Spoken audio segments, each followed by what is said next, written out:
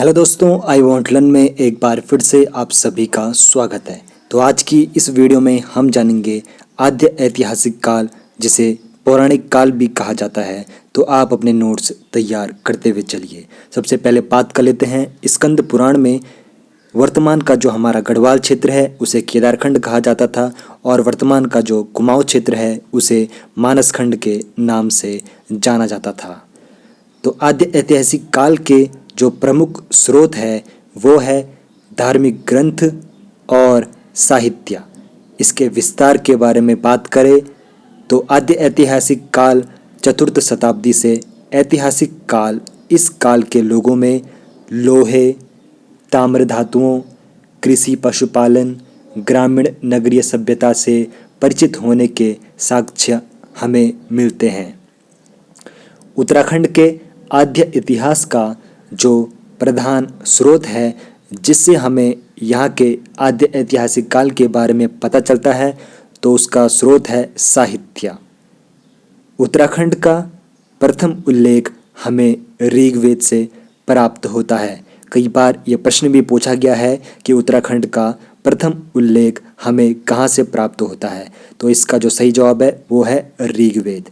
ऋग्वेद में उत्तराखंड को देवभूमि, मानुष्यों की पूर्ण भूमि कहा गया है। ये प्रश्न भी कई बार पूछा गया है कि उत्तराखंड को ऋग्वेद में किस नाम से जाना गया है, तो देवभूमि और मानुष्यों की पूर्ण भूमि। ऐतरेय ब्राह्मण ग्रंथ में उत्तराखंड को उत्तर कुरु यानी कि उत्तर कुरुओं के निवास के कारण इसे उत्तर कुरु के नाम से जाना जाता था। तो ऐतरेय ब्राह्मण ग्रंथ में उत्तराखंड को उत्तर कुरु के नाम से जाना जाता था। ब्राह्मण ग्रंथों में उत्तराखंड के लिए बद्रीनाथ का नाम आया है, तो ये भी आपको याद रखना है कि ब्राह्मण ग्रंथों में उत्तराखंड के लिए बद्रीनाथ का नाम आया है। कौशितकी ब्राह्मण में लिखा है वाघ देवी का निवास स्थान बद्री आश्रम है। तो ये प्रश्न भी यहाँ पे बन सकता है कि कौशितकी ब्राह्मण में क्या लिखा है, तो वाघ देवी का निवास स्थान बद्री आश्रम है। उत्तराखंड की पावनता की प्रशंसा में केदारखंड एवं मानसखंड नामक दो प्रसिद्ध ग्रंथ है जो कि स्कंद पुराण के अंश है।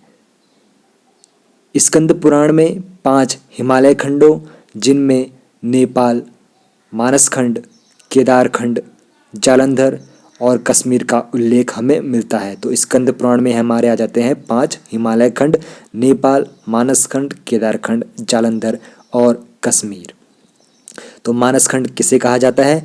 जो अभी हमारा वर्तमान का कुमाऊं का क्षेत्र है उसे हम जानते हैं मानसखंड के नाम से, और जो वर्तमान का गढ़वाल क्षेत्र है उसे हम जानते हैं केदारखंड के नाम से।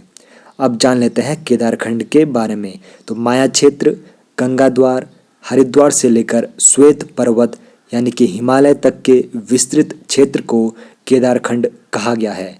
तमसा नदी, जिसे अभी टोंस नदी के नाम से जाना जाता है, वहाँ से लेकर बौंदांचल यानी कि नंदा देवी पर्वत, बधाण नंदा देवी पर्वत तक के क्षेत्र को भी केदारखंड कहा गया है। तो ये आप नोट डाउन करते हुए चलिए, यहाँ से काफ़ी टॉपिक और पॉइंट आपके बन रहे हैं। अगली बात करते हैं मानसखंड के बारे में। तो नंदा देवी पर्वत से कालगिरी तक के विस्तृत क्षेत्र को मानसखंड, जिसे वर्तमान का कुमाऊं कहा गया है, तो मानसखंड की ये रेखाएं समय सीमा है। अब बात करते हैं बधाण पर्वत श्रेणी के बारे में।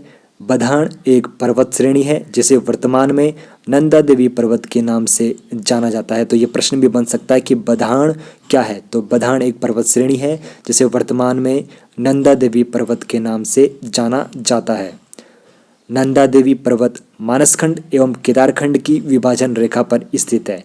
कुमाऊं और गढ़वाल को ये अलग करता है। तो ये प्रश्न भी बन सकता है कुमाऊं और गढ़वाल की विभाजन रेखा कौन सी है, तो नंदा देवी पर्वत ये कुमाऊं और गढ़वाल को अलग करता है। पुराणों में उत्तराखंड को इतना पुनीत स्थान माना गया है जिसमें जन्म लेने के लिए देवता भी तरसते हैं।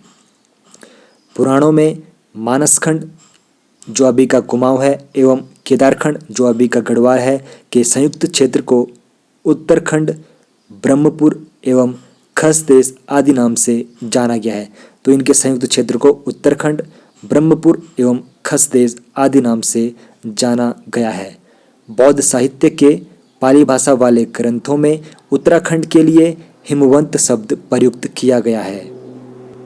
आयोग के द्वारा ये प्रश्न भी बन सकता है कि उत्तराखंड के लिए हिमवंत शब्द कहाँ प्रयुक्त किया गया है, तो ये बौद्ध साहित्य के पाली भाषा वाले ग्रंथों में ये प्रयुक्त किया गया है। तो उत्तराखंड को पुराणों, उपनिषदों, अन्य धार्मिक ग्रंथों में पूर्णभूमि, ऋषिभूमि तथा पर्वत क्षेत्र कहा गया है। प्राचीन काल में उत्तराखंड को तपोभूमि, बद्रिकाश्रम एवं केदारखंड कहा गया है। उत्तराखंड को अन्य निम्न नामों से भी जाना जाता है। तो यह है आद्यशक्ति पार्वती की जन्मभूमि, मध्यवर्ती हिमालय का आंचल, प्राचीन काल में ऋषियों की भूमि, 7 नदियों का संधि स्थल, प्राचीन काल में आर्यों का आदि निवास स्थान। तो ये थी आज की वीडियो। तो आप अपने पॉइंट्स बनाते हुए चलिए और हम आपको मिलते हैं अगले वीडियो में। तब तक अपनी प्रिपरेशन को जारी रखिए। वीडियो अगर पसंद आती है तो चैनल को सब्सक्राइब कर लीजिए, वीडियो को लाइक एंड शेयर ज़रूर कर लीजिए।